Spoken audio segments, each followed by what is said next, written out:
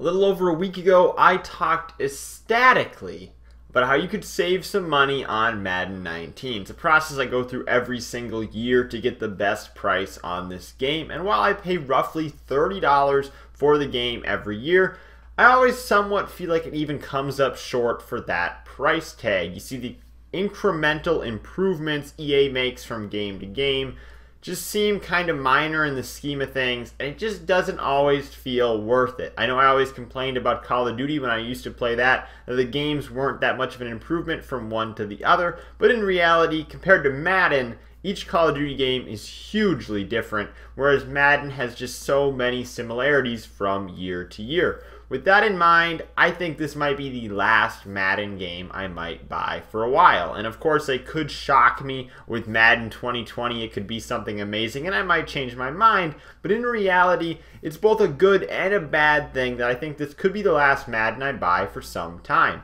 Now, the reason being is, in part, it came up short, and in part, it has all the things that we need for a solid game for the future.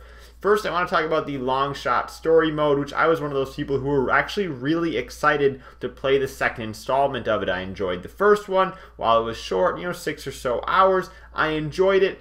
But this one, the second one, oh, it was so short. I want to say it was probably 3, maybe 4 hours long.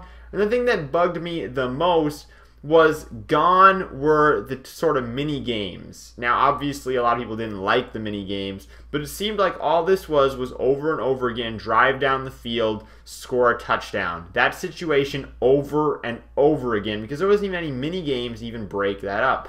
Adding the fact that there were no longer choice type commands that you could speak for Wade or for Cruz, that was really disappointing to me, because in the last game they had this sort of BioWare-like system where you could pick from a couple different responses or actions that would set up something that would happen in the future.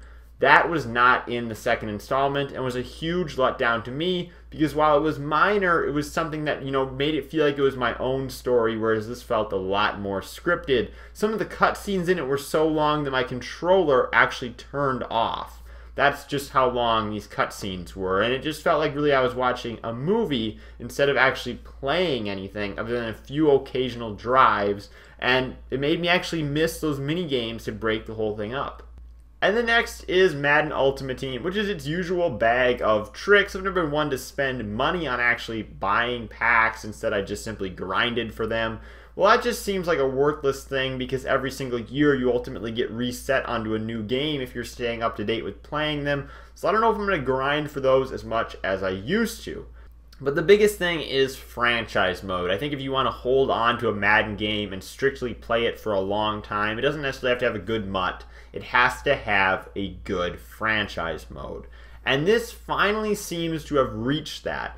The franchise mode has seen some great improvements that you hear about in a lot of the reviews, but most importantly, the thing that I think sets this up best for the future is the fact that you can customize the college drafts. You can customize the players that are coming out of college into the draft, and I think there'll be a great community based around creating the upcoming players for the next season and putting them into the franchise drafts. If that's anything like NCAA Football 14, people will be doing that on this game for a long time.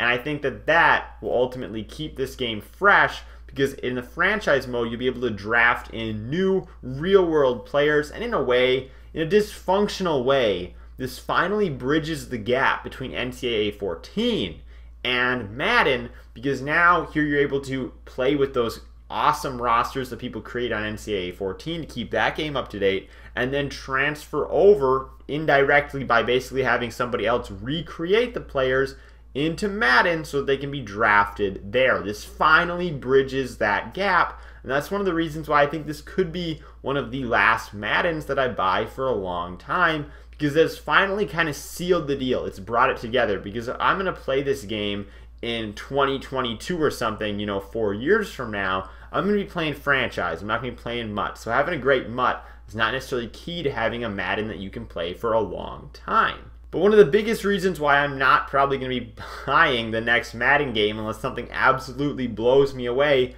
is just the general gameplay. All the reviews I saw talked so highly about how there was this new player animation. This whole thing was it was going to be amazing, and it just seems like all those reviews were paid reviews. Even the IGN review seemed to discuss how just plain old amazing the new animation system was. And outside of a few different new animations, the camera angles, basically the whole player system feels exactly like last year. The commentary exactly like last year. And obviously they've been doing that for a long time, but it was touted this time that the player animations were going to be new. They were going to be fresh. And while there are some new animations, you can't get past the fact that it feels exactly like the majority of what you're doing is the same gameplay experience that you had last year. And since the gameplay experience has been stagnant for so long, even when they said it was going to be new,